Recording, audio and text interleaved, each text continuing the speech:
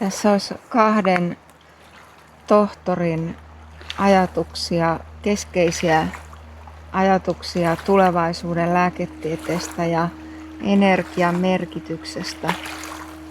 Ensimmäisenä tässä on tohtori Bruce Lipton, joka on yhdysvaltalainen solubiologi, kirjailija ja luennoitsija, joka tunnetaan erityisesti epigenetiikkaa ja mielen vaikutusta biologiaan käsittelevistä ajatuksistaan. Ja toisena on vähemmän tunnettu tohtori Mitchell Abrams, joka on kanadalainen radiologi, lääketieteen kouluttaja ja Next Gen Health Limitedin perustaja. Bruce Lipton on toiminut lääketieteellisen tiedekunnan opettajana ja puhunut laajasti tietoisuuden, ympäristön ja terveyden välisestä yhteydestä. Bruce Lipton kertoo, kun opetin lääketieteellisessä tiedekunnassa, biologiaa tarkasteltiin lähes yksin omaan kemian näkökulmasta. Puhuimme hormoneista, lääkkeistä ja muista farmaseuttisista aineista tiedon välittäjänä. Ajateltiin, että jos jokin elimistön järjestelmä ei toimi oikein, sille annetaan lääke, joka kuljettaa signaalin ja muuttaa kehon toimintaa. Tällainen ajattelu perustuu mekaaniseen ja fyysiseen käsitykseen biologiasta, ja se on ollut perinteisen allopaattisen lääketieteen lähtökohta. Viime vuosikymmeninä rinnalle on noussut energialääketiede. Sen perusajatus on, että myös energia ja värähtely voivat välittää biologista informaatiota. Nykyään tästä on hänen mukaansa olemassa yhä enemmän fysikaalista ja biologista näyttöä. Ajatus ei kuitenkaan ole uusi. Kiropraktiikan perustaja D.D. Palmer korosti jo vuonna 1895 värähtelyn ja kehon lainausmerkeissä sävelen merkitystä. Hän uskoi, että epätasapaino häiritsee elimistön värähtelyä ja että tuki- ja liikuntaelimistön korjaaminen voi palauttaa sen. Myöhemmin tutkimus alkoi keskittyä resonanssiin ja harmoniseen värähtelyyn. Erityisen kiinnostavana hän pitää Lontoon yliopiston fyysikon Eclairin esittämää kysymystä, jos sekä kemia että värähtely voivat välittää informaatiota, kumpi tekee sen tehokkaammin. Eclair vertasi kemiallista signaalia värähtelyyn perustuvaan signaaliin. Kemiallinen viesti toimii vain, jos molekyyli sitoutuu kohteeseensa ja aiheuttaa kemiallisen reaktion. Jokainen kemiallinen reaktio tuottaa lämpöä, joka fysiikassa tulkitaan hiukkasenergiaksi. Hänen mukaansa tutkimuksessa havaittiin, että 98–99%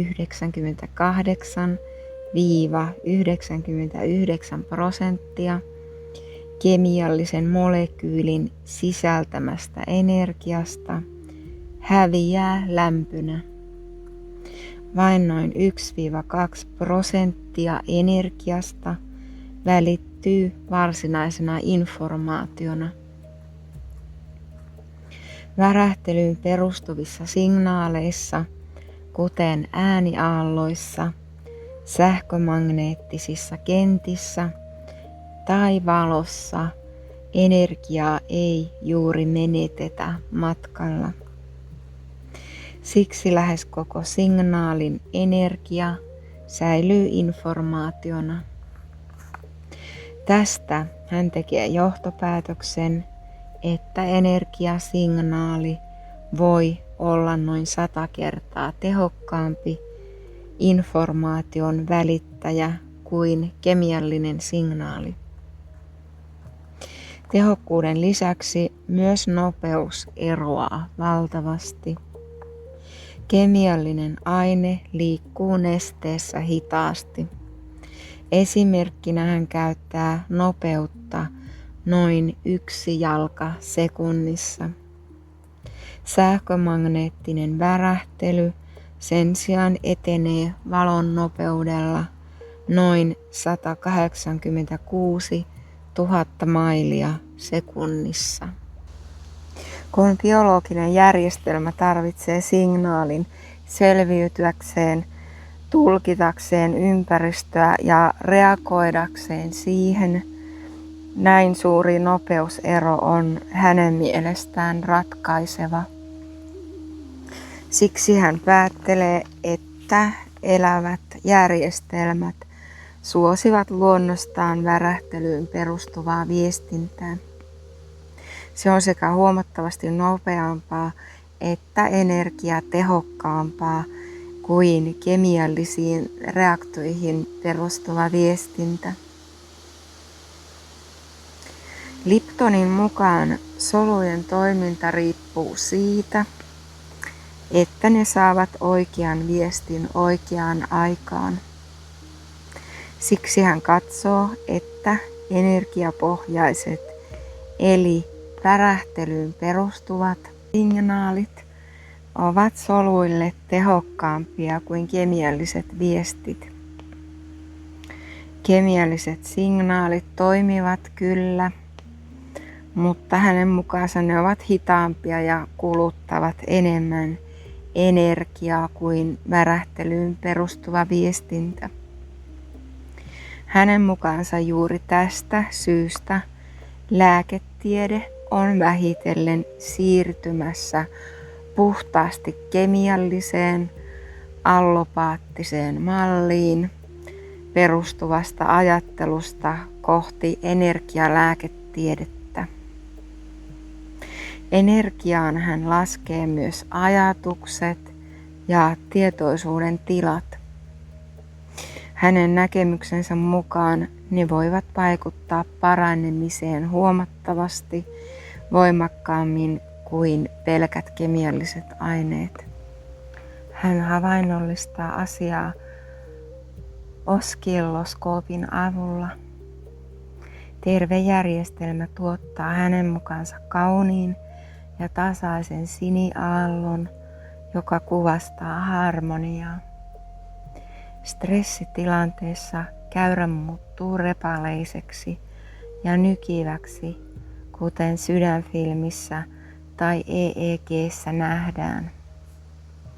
Tästä hän tekee johtopäätöksen, että harmonia liittyy terveyteen ja epäharmonia terveyden heikkenemiseen. Kun järjestelmä menettää rytminsä ja tasapainonsa, myös sen toiminta häiriintyy. Hänen mukaansa puhtaat äänet ja musiikki vetävät kehoa mukaansa yhteiseen rytmiin. Tätä ilmiötä kutsutaan virittymiseksi eli entrainmentiksi.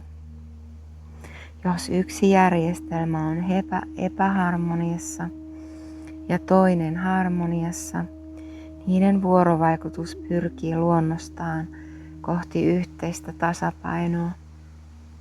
Hän muistuttaa, että jo antiikin kreikkalaiset pitivät musiikkia tärkeänä parantamisen välineenä.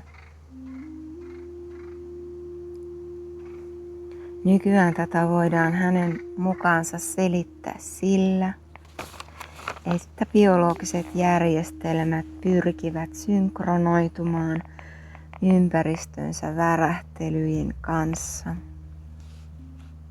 Siksi musiikki voi rentouttaa, laskea stressitasoja ja auttaa kehoa siirtymään harmonisempaan tilaan.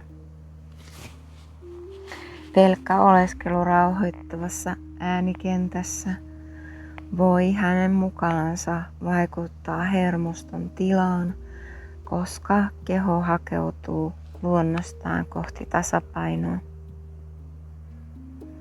Hänen mukaansa perinteinen lääketiede perustuu edelleen suurelta osin Newtonin fysiikkaan.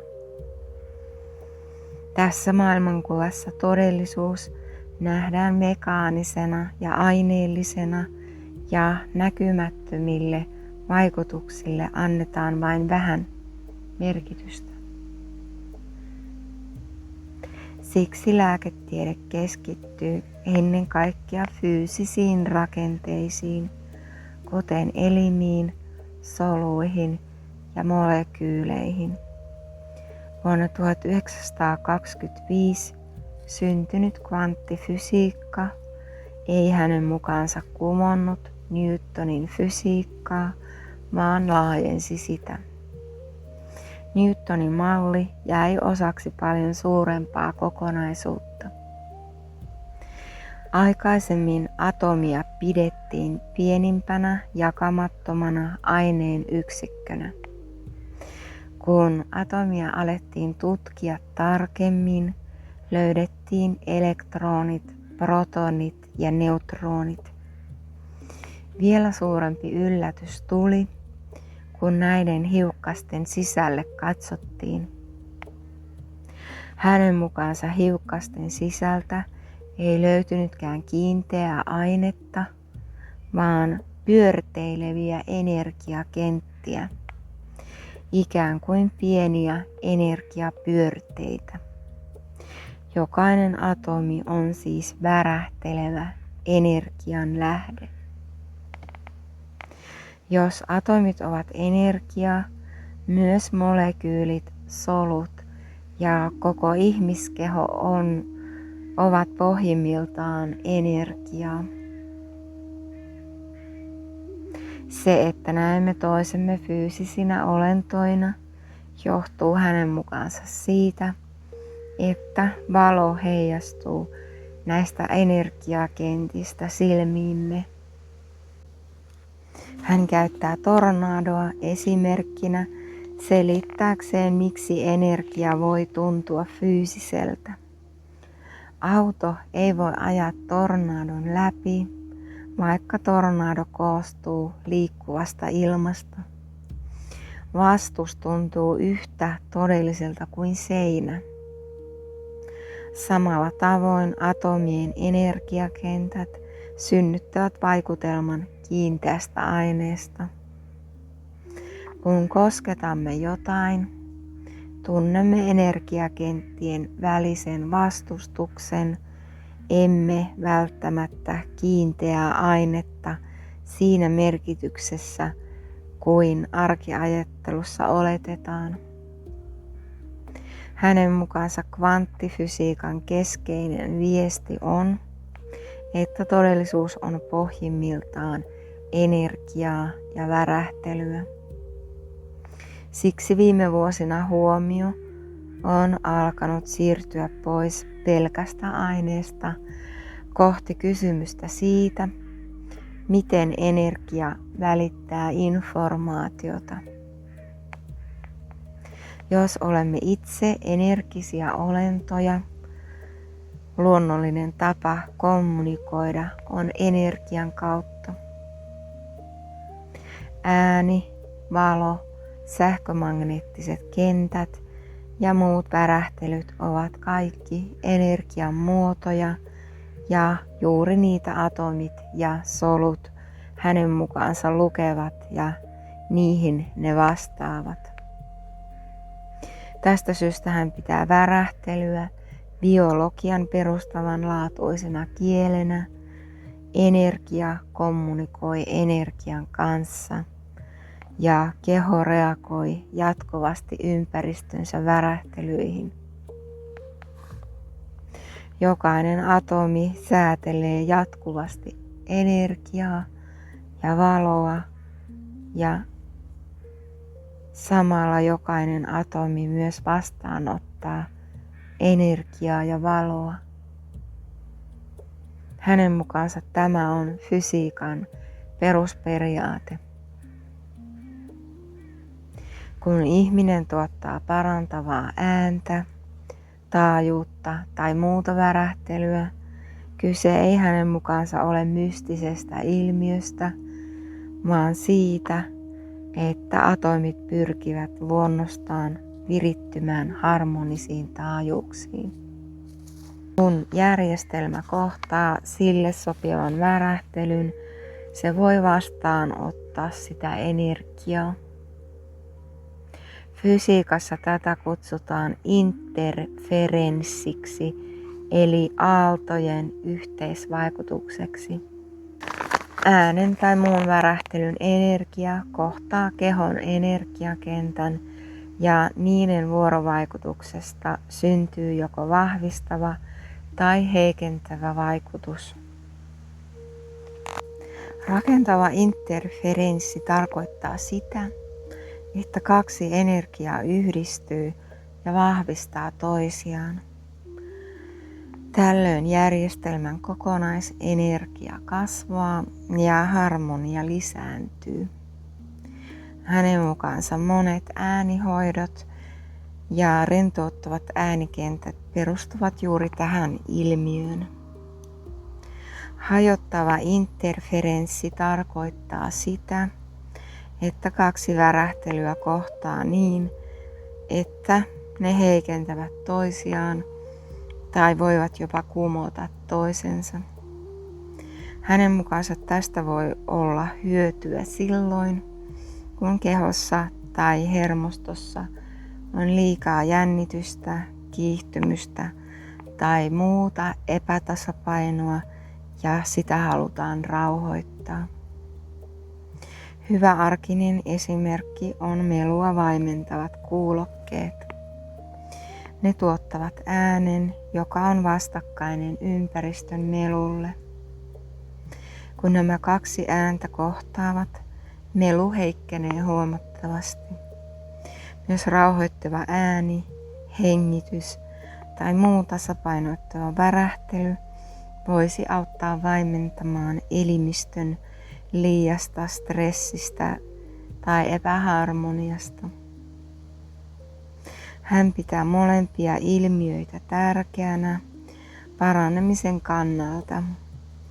Joskus tarvitaan energian vahvistamista ja joskus sen rauhoittamista.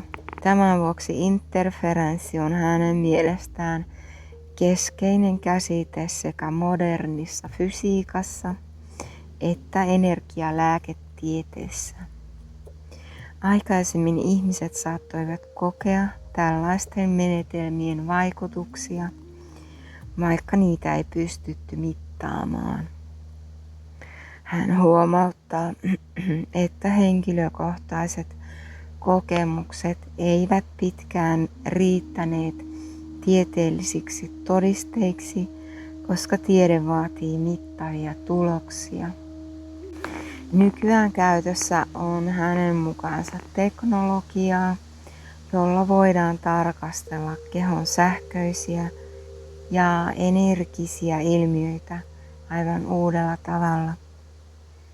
Kun ilmiöitä voidaan havaita ja mitata, energiapohjaiset hoitomuodot ovat alkaneet saada enemmän huomiota. Hänen näkemyksensä mukaan energialääketieteen kasvava kiinnostus perustuu siihen, että värähtelyyn perustuvat menetelmät voivat vaikuttaa kehon energiatasapainoon nopeasti, tehokkaasti ja lempeästi. Lopuksi hän korostaa, että energian tasapainottaminen ei hänen mukaansa ole pelkästään teoreettinen ajatus, vaan käytännöllinen tapa tukea kehon luontaista pyrkimystä harmoniaan ja hyvinvointiin. Tohtori Mitchell Abramsin keskeisiä ajatuksia tulevaisuuden lääketieteestä ja energian merkityksestä. Tohtori Mitchell Abrams on kanadalainen radiologi, lääketieteen kouluttaja ja Next Gen Health Limitedin perustaja. Tämä kooste on kirjoitettu pääosin minämuodossa. Esitys kuuluu: Albert Einsteinin mukaan lainausmerkeissä tulevaisuuden lääketiede on taajuuksien lääketiedettä. Mitchell Abrams kertoo: radiologina pidän tätä ajatusta hyvin ymmärrettävänä. Nykyisessä lääketieteessä käytämme yhä enemmän menetelmiä, jotka perustuvat energiaan ja fysiikkaan, emmekä pelkästään kirurgisiin välineisiin tai lääkkeisiin. Esimerkiksi magneettikuvaus ja tietokone, tomografia mahdollistavat ihmiskehon tutkimisen sisältäpäin ilman leikkausta. Näissä menetelmissä hyödynnetään energian ja fysiikan perusperiaatteita. Ymmärsin tämän ajatuksen syvenemmän merkityksen jo ensimmäisenä lääkärivuotenani. Minulla todettiin sydänsairaus ja tarvitsin avoimen sydänleikkauksen. Toivottuani palasin nopeasti töihin ja sain pian osastoni johtajan tehtävät. Huomasin kuitenkin nopeasti, että koko järjestelmämme oli monin tavoin vanhentunut. Tapa, jolla määrittelimme terveyden ja hyvinvoinnin, tuntui liian kapealta. Aloin pohtia, mitä siitä puuttui. Tämä johti minut tutkimaan, miten muut kulttuurit ymmärtävät terveyttä. Matkustin Intiaan ja havaitsin siellä kokonaisen tieteen alan, jota länsimaisessa lääketieteellisessä koulutuksessa käsitellään hyvin vähän. Mielen tieteen, yhteyden tieteen ja tietoisuuden tutkimiseen. Opin tarkastelemaan kysymyksiä, kuten miten ihminen voi kokea syvän yhteyden itseensä, toisiin ihmisiin ja ehkä johonkin itseään suurempaan. Radiologian taustani vuoksi huomasin nopeasti, että monet näistä ajatuksista liittyvät läheisesti fysiikkaan. Muistan hetken, jolloin Einsteinin sanat "kaikki on energiaa" avautuivat minulle uudella tavalla. Lääketieteessä mittaamme jatkuvasti energiaan liittyviä ilmiöitä. Esimerkiksi verenpaine mittaa verenpainetta, EKG mittaa sydämen sähköistä toimintaa, EEG mittaa aivojen sähköisiä aaltoja. Ihminen on siis myös sähköinen ja energinen olento. Ihmiskehossa on noin 50 biljoonaa solua. Solut koostuvat molekyyleistä ja molekyylit atomeista. Atomit puolestaan ovat lähes kokonaan tyhjää tilaa. Niiden massa muodostuu hyvin pienestä osasta koko atomia. Nykyfysiikan mukaan atomit voidaan nähdä värähtelevinä energiakenttinä. Nikola Tesla tiivisti ajatuksen sanomalla, että että universumia voi ymmärtää energian, taajuuden ja värähtelyn kautta. Tämän näkökulman mukaan myös ajatukset ja tunteet voidaan nähdä energian muotoina. Rakkaus, myötätunto ja muut myönteiset tunteet tuntuvat usein avaruutena, keveytenä ja yhteytenä. Stressi ja ahdistus taas tuntuvat supistumisena ja kireytenä. Näiden tunnetilojen vaikutus näkyy sydämen rytmissä. Tätä tutkitaan sydämen sykevälivaihtelun avulla, joka kuvaa sydämenlyöntien välisten aikojen vaihtelua. Kun ihminen kokee myönteisiä tunteita, sydämen rytmi muuttuu tasaiseksi ja harmoniseksi. Sydän nopeutuu ja hidastuu pehmeässä rytmissä. Tällöin sympaattinen ja parasympaattinen hermosto toimivat tasapainossa. Sydämen rytmit välittyvät aivoihin ja vaikuttavat siihen, miten aivot toimivat. Stressitilanteessa ajatukset voivat mennä täysin lukkoon. Toisinaan taas ihminen kokee olevansa virrassa, jolloin toiminta tuntuu vaivattomalta ja luovalta. Tätä tilaa kutsutaan koherenssiksi. Koherenssissa sydämen rytmi ja aivoaallot alkavat synkronoitua. Fysiikassa tätä kutsutaan virittymiseksi, suluissa entrainment. Sydän ja aivot alkavat toimia ikään kuin samassa rytmissä ja vahvistavat toistensa toimintaa. Tämä synkronia vaikuttaa aivoalueisiin, jotka osallistuvat ajatteluun, päätöksentekoon, tunteiden säätelyyn ja ympäristön reagoimiseen. Tutkimuksissa sydän-aivo-koherenssin on havaittu tukevan mielenterveyttä ja stressinsietokykyä. Jossakin kouluissa toteutetuissa koherenssiohjelmissa oppilaiden oppimistulokset ovat parantuneet huomattavasti, erityisesti matematiikassa. Ajatus on, että kun lapset oppivat rauhoittamaan hermostoaan ja hyödyntämään tätä harmonista tilaa, heidän kykynsä oppia ja keskittyä paranee. Sydän ei vaikuta vain aivoihin, vaan koko kehoon. Vertaan tilannetta sinfoniaorkesteriin ennen konserttia. Muusikot ovat lavalla ja harjoittelevat omia osuuksiaan, mutta kapellimestari ei ole vielä saapunut. Yleisö kuulee vain sekavaa ääntä, ei musiikkia.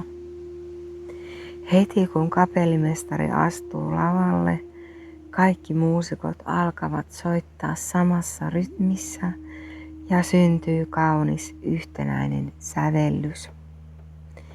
Ihmiskeho toimii samalla tavalla. Sydän on kapellimestari ja elimistön eri elimet ovat tämän suuren sinfonian soittajia. Kun sydän ja aivot virittyvät samaan rytmiin, sama synkronia alkaa levitä myös muihin elinjärjestelmiin. Ne alkavat toimia yhteistyössä ja vahvistavat toistensa toimintaa. Kuvitelkaa tilanne, jossa sydämen rytmi, aivoaallot, verenpaine, hengitysrytmi ja jopa ihon sähköiset jännitteet pärähtelevät samassa rytmissä. Tällainen tila olisi elimistölle erittäin suotuisa paranemisen, palautumisen ja hyvinvoinnin kannalta. Viittaan John Kabat-Zinnin tutkimuksiin tietoiseen läsnäoloon perustuvasta stressin hallinnasta. Näissä tutkimuksissa psoriaasista sairastavat potilaat parannivat 4 kertaa nopeammin, kun he oppivat käyttämään mieltään tietoisesti ja harjoittamaan keskittymistä. Viittaan myös laajaan tutkimukseen, jossa yli 5700 ihmistä seurattiin pitkän ajan. Tutkimuksen mukaan ne henkilöt, joilla oli parhaat itsesäätelytaidot, olivat huomattavasti todennäköisimmin elossa 15 vuoden kuluttua ilman kroonisia sairauksia. Tämä muuttaa käsitystä siitä, mitä lääketieteessä voidaan pitää merkityksellisenä. Harvardin tutkija Sarah Lazar on osoittanut, että mieli toimii kuin lihas. Mitä enemmän koherenssia ja tietoista läsnäoloa harjoitellaan, sitä helpommaksi ja voimakkaammaksi niiden vaikutus tulee. Samalla tavoin kuin lihas muuttuu harjoittelun myötä, myös aivot muuttuvat rakenteellisesti. Tutkimusten mukaan pelkoon ja stressiin liittyvä mantelitumake voi pienentyä, kun taas etuotsalohkon alueet voivat vahvistua ja paksuuntua. Tämä osoittaa, että ihmisellä on todellinen kyky oppia säätelemään omaa hermostoaan. Pidän tätä ikään kuin kaikkien saatavilla olevana sisäisenä teknologiana, jota voidaan käyttää missä tahansa tilanteessa. Esittelen esimerkin poliisista, jonka sydämen toimintaa seurattiin harjoitustilanteessa. Kun poliisi kohtasi aggressiivisen henkilön, hänen sykkeensä nousi noin 180 lyöntiin minuutissa. Vaikka tilanne päättyi, syke jäi pitkäksi aikaa koholle. Tämä havainnollistaa sitä, että trauma ei aina pääty tilanteen loppuessa, vaan sen vaikutus voi jatkua kehossa. Kun poliisia pyydettiin käyttämään harjoiteltuja koherenssitekniikoita ja rauhoittamaan hermostoaan, syke laski nopeasti takaisin lähtötasolle. Tämä osoittaa, että ihminen voi tietoisesti vaikuttaa fysiologiseen tilaansa. Sydämen vaikutus ei rajoitu vain aivoihin tai mielialaan. Sydän tuottaa elimistön voimakkaimman sähkömagneettisen kentän. EKG mittaa juuri sydämen sähköistä toimintaa ja fysiikan mukaan sähkövirta synnyttää aina myös magneettikentän. Jokaisella ihmisellä on kehoa ympäröivä bioenergeettinen kenttä, joka ulottuu useiden kymmenien senttimetrien päähän kehosta. Samalla tavoin kuin sydän voi vetää aivot synkroniaan, ihmiset voivat vaikuttaa myös toistensa fysiologiseen tilaan. Ajatukset, aikomukset ja tunnetilat eivät vaikuta vain itseen, vaan myös ympärillä oleviin ihmisiin. Annan esimerkin tutkimuksesta, jossa 2 ihmistä istui noin 4 jalan, eli runsaan metrin etäisyydellä toisistaan, sydänmonitorit päällään. Kun heitä pyydettiin tuntemaan myötätuntoa ja ystävällisyyttä sekä itseään että toista kohtaan, heidän sydänrytminsä alkoivat hänen mukaansa synkronoitua. Havainto on merkittävä myös lääketieteen kannalta. Haifan yliopiston tutkimuksissa fysiologisen synkronian on havaittu vähentävän kivun kokemusta yli 50%. Lisäksi mainitsen satunnaistetun tutkimuksen, jossa potilaat saivat ennen leikkausta yhden empaattisen kohtaamisen terveydenhuollon ammattilaisen kanssa. Tutkimuksessa nämä potilaat tarvitsivat vähemmän opioideja leikkauksen jälkeen. Heidän sairaalassaoloaikansa lyheni ja komplikaatioita esiintyi vähemmän.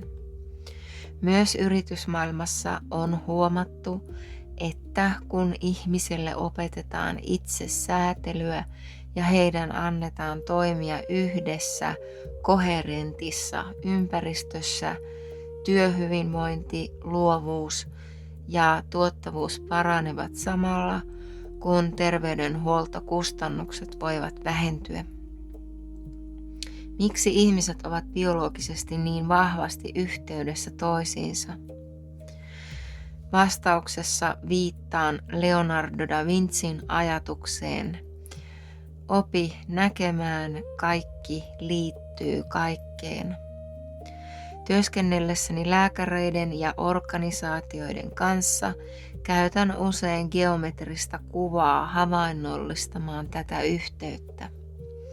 Viittaan niin sanottuun vektoritasapainoon suluissa vector equilibrium ja Buckey-Poo-rakenteeseen suluissa Buckminster Fulleriin, jotka kuvaavat erittäin tasapainoista, geometrista ja energistä rakennetta. Vertaan tätä Dalai Laman taustalla näkyvään lootuksen kukkaan, joka monissa perinteissä symboloi tietoisuuden ja yhteyden tiedettä. Molemmissa rakenteissa näkyy sama matemaattinen suhde. Katsokaapa luontoa. Kukkia, hedelmiä, lehtiä ja muita luonnon muotoja. Niissä toistuu sama rytmi ja geometrinen järjestys, jota kuvataan esimerkiksi Fibonacin lukujonolla, kultaisella leikkauksella tai pyhällä geometrialla. Nimityksellä ei ole suurta merkitystä. Tärkeämpää on oppia tunnistamaan tämä järjestys luonnossa ja myös itsessä. Radiologina opetan lääketieteen opiskelijoille, että monet ihmiskehon rakenteet noudattavat samoja geometrisia ja rytmisiä periaatteita. Sama järjestys näkyy galaksien spiraaleissa, DNAn rakenteessa ja monissa biologisissa muodoissa. Kun tähän lisätään tieto siitä, että ihmiset ovat geneettisesti lähes identtisiä, syntyy aivan uudenlainen tapa ymmärtää ihmisyyttä ja ihmissuhteita. Tämä on tärkeää sekä fyysisen että psyykkisen terveyden kannalta. Yksi suurimmista harhoista on kokemus erillisyydestä. Vertaan elämää petrimaljassa kasvavaan soluviljelmään, ihmiskehoon superorganismina ja jopa maapalloon laajempana superorganismina. Kun ihminen alkaa nähdä nämä yhteydet, yhteyden tunne muuttuu hänen mukaansa konkreettiseksi. Tällöin kysymys ei enää ole lainausmerkeissä minä vastaan sinä, vaan siitä, että toisen auttaminen on samalla myös itsen auttamista. Nykyteknologia mahdollistaa sydämen koherenssin seuraamisen jopa puhelimen avulla. Ihminen voi mitata omaa tilaansa, seurata harjoittelun vaikutuksia ja harjoitella yhdessä muiden kanssa. Tällainen harjoittelu ei ole vain henkilökohtaista hyvinvointia, vaan myös yhteisen ihmisyyden vaalimista, koska ihmiset ovat niin syvästi yhteydessä toisiinsa. Rohkaisen jokaista aloittamaan harjoituksen, etsimään ystävän, ryhmän tai päivittäisen käytännön, vaikka vain 5 minuutiksi päivässä. Jo muutaman minuutin tietoinen pysähtyminen oman sisäisen tilan äärelle saa useimmat ihmiset tuntemaan jonkin muutoksen. Ja jos harjoitusta jatkaa säännöllisesti ja tarkoituksella, muutos syvenee.